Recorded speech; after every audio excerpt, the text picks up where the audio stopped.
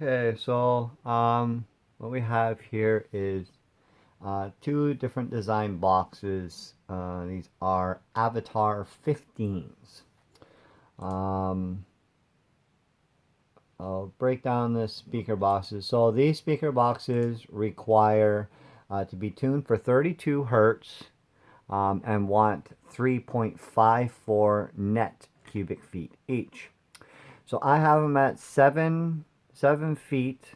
I will actually create one right now, actually. So go onto this, Avatar 15, two of them in a vented box, sub box, and I will show you the baseline. So the gray is the baseline. So these want, so 3.54.808, 32 hertz. I will have to check. Hold on, give me a second. I will go into the specs that this requires for the port size, so you can actually see how much port noise and everything that this does factory. What they recommend, their recommendations.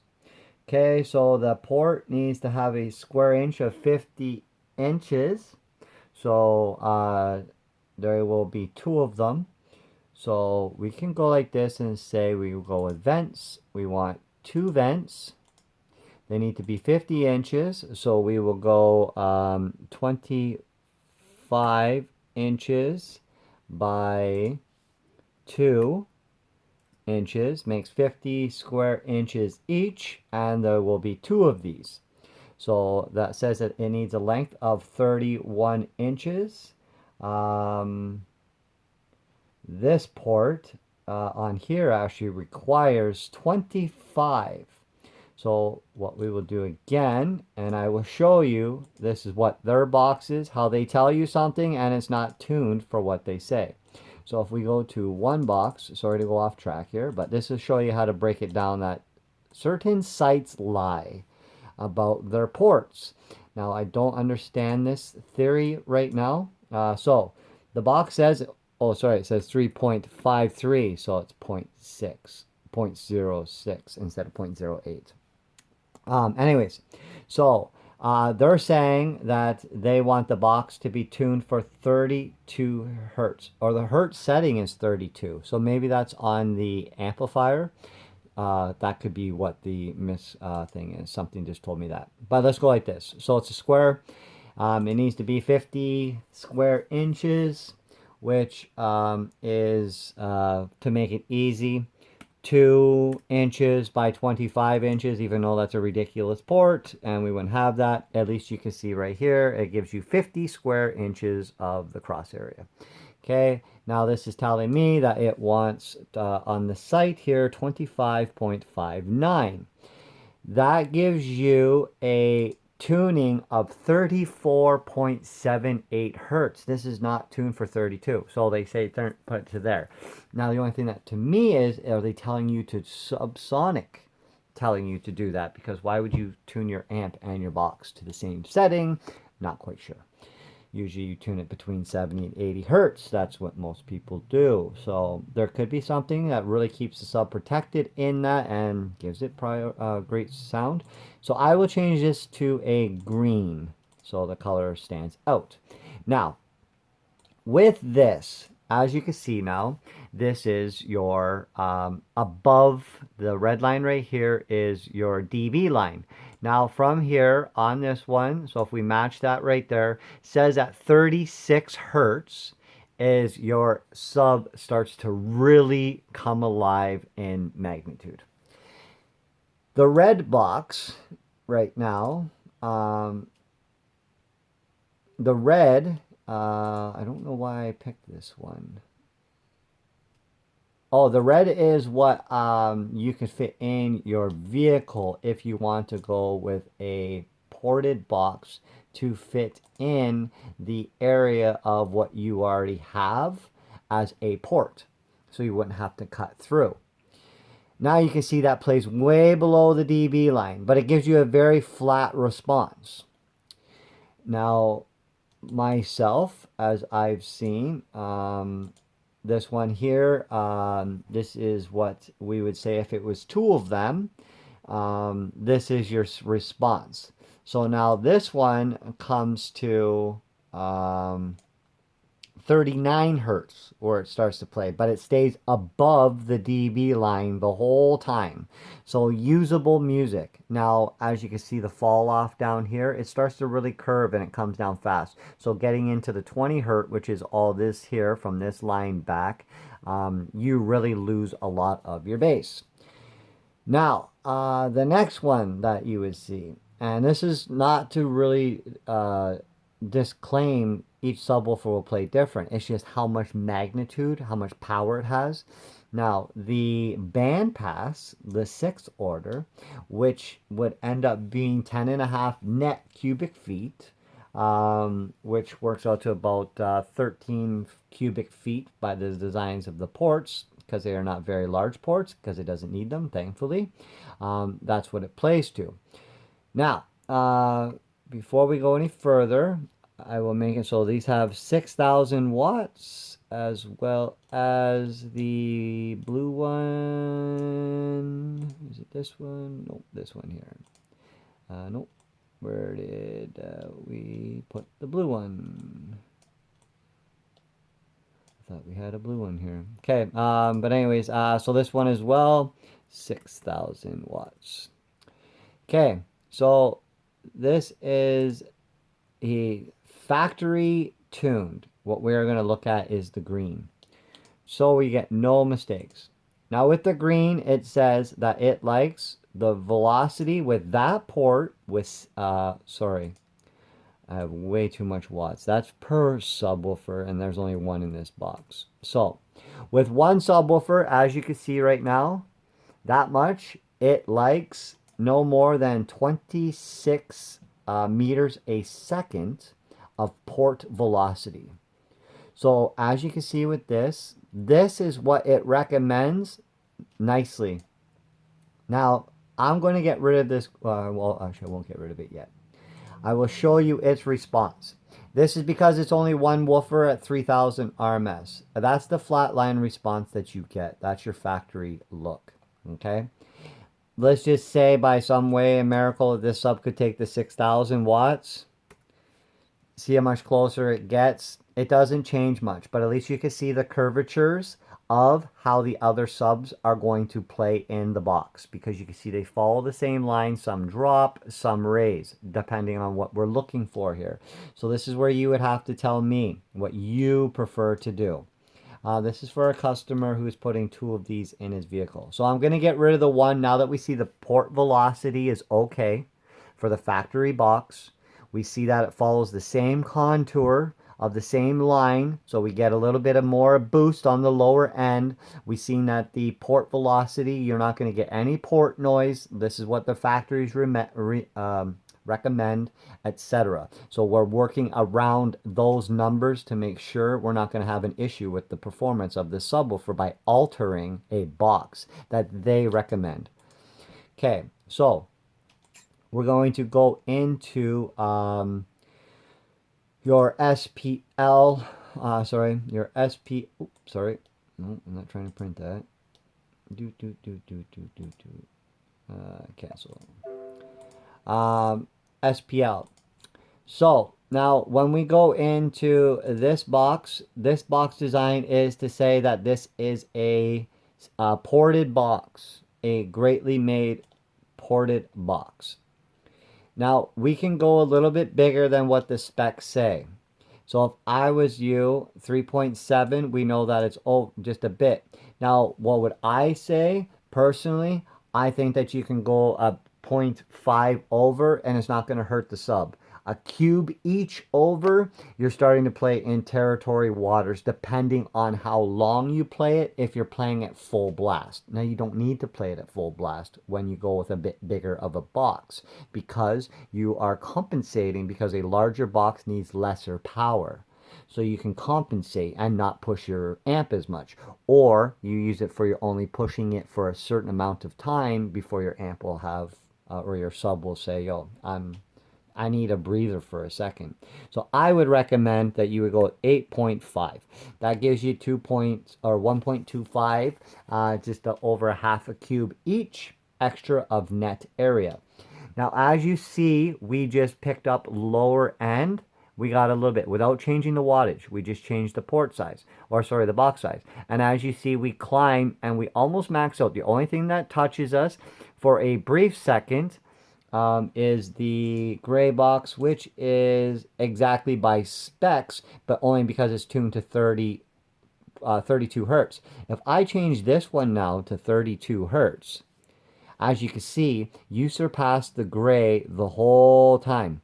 And then they match and cross each other at 60 hertz. If you're listening to any music above 60 hertz, I don't think you will. But what's nice about this, if you watch this line, look at the flat response curve from 41 hertz, which is average music, all the way across. This is a very good box, a very good box.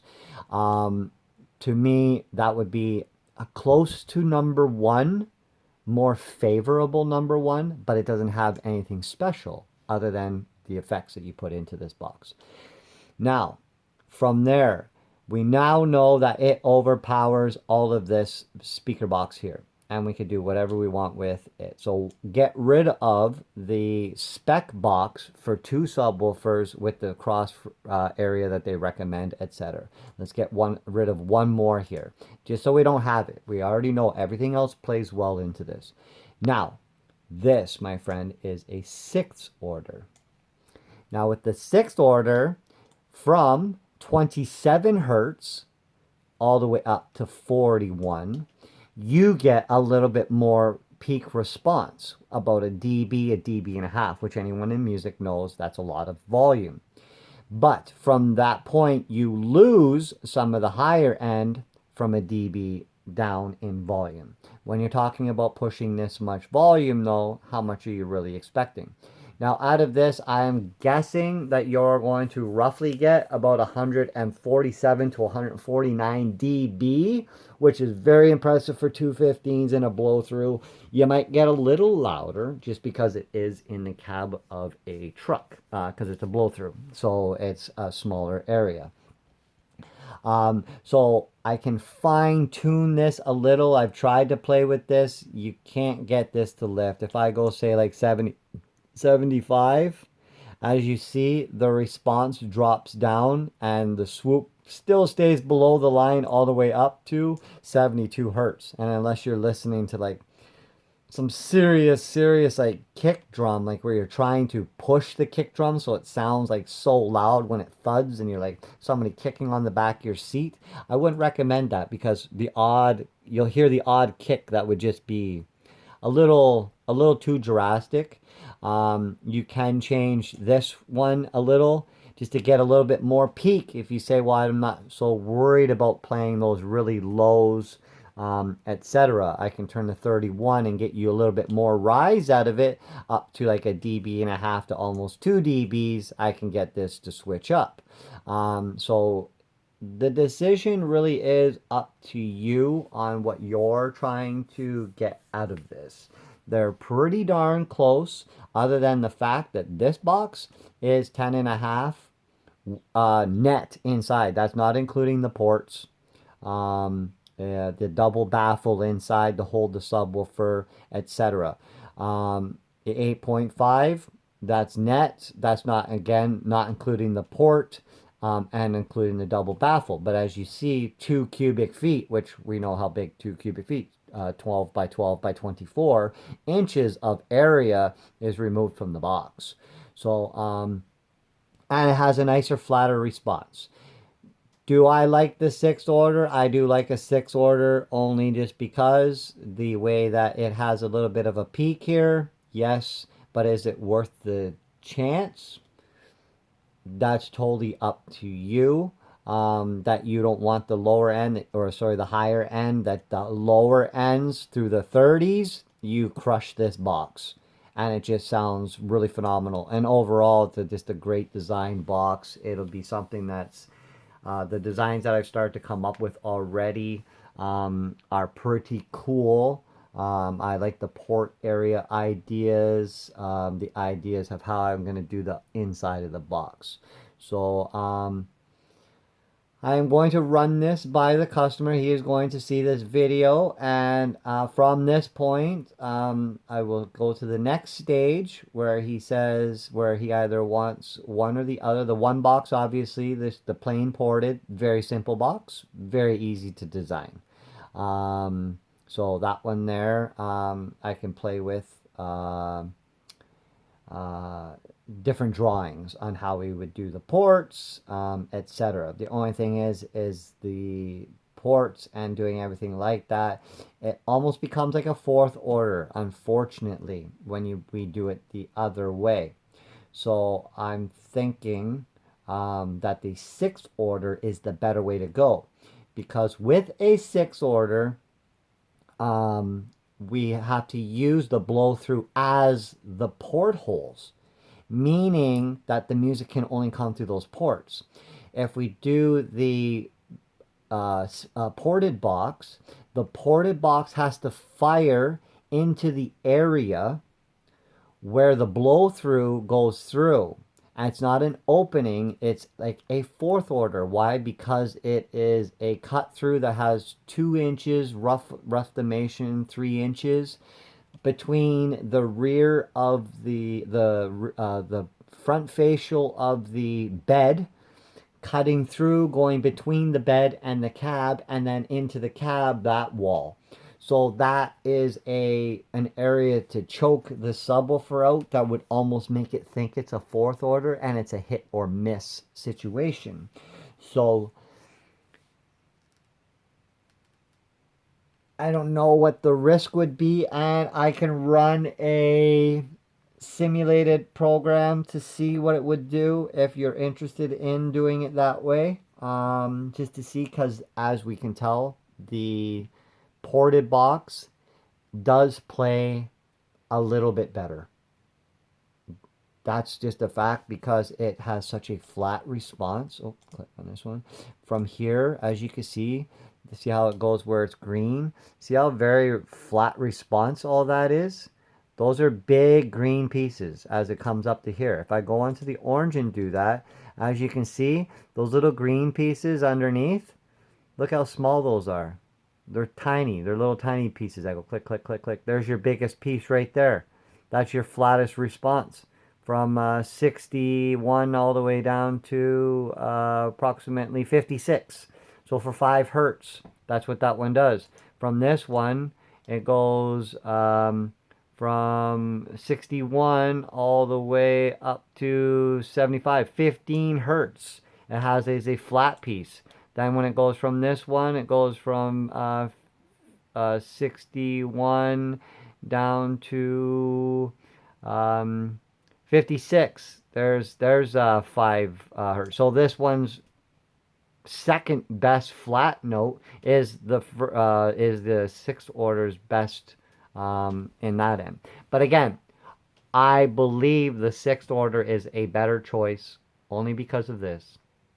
The blow through the hole is going to be counted semi as a fourth order slash port load bearing wall, because the opening, even when we do open it, because we are going to have to open that regardless to, in my belief, 31.5 or 31.75 external by up to 10 inches. So it's going to go right into the cab. So anyways, so that's the beginning of this adventure. I will start to do some editing when I start to show the vehicle and everything that's going into this vehicle. As I say, the port noise is minimum. There is no port noise, I should say, so it's minimum. And it's going to be an awesome build. Both builds are possible. I checked out the fourth order, and unless you're really trying to get some real serious movement and really mess your car up, then we wouldn't look at the fourth order. I will do a separate video on the fourth order so you can actually see it as an option and load it on here though.